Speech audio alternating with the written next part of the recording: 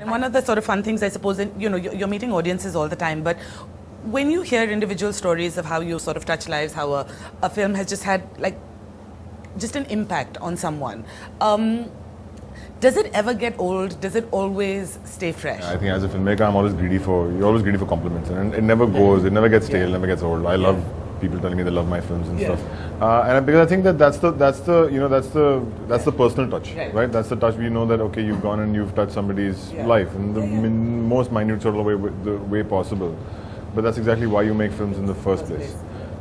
So yeah, and if you have literally changed a life with your film, then that's even better. I mean, someone has told me that Motwane changed my life. So I said, wow, it's like the best compliment I can get. It's true, cinema is very powerful.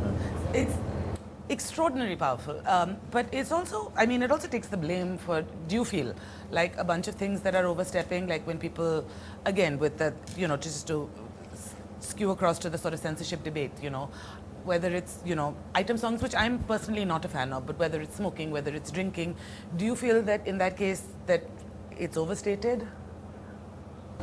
There's a bit of a yes and no to this. I think there is I think cinema has become a bit of a scapegoat sometimes for, I mean, everything. There's, we have a smoking problem in the country, blame the movies. We have a problem with whatever. No bans the damn cigarettes. Blame the movies. Exactly. Yeah. So you keep raising the prices because you're going to get taxes and that helps you and that kind of stuff, which is, but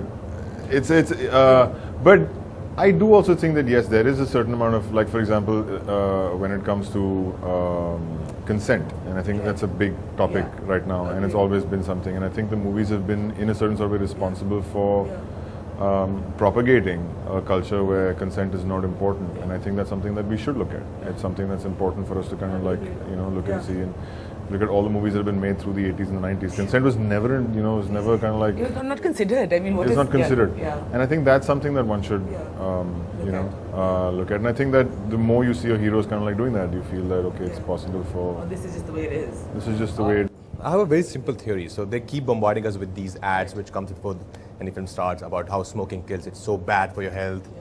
But still it sells. It's there in every nook and corner of this country. Why can't, because they want to make people aware that, it's bad, but they're not stopping it. Why can't the same logic applies to films?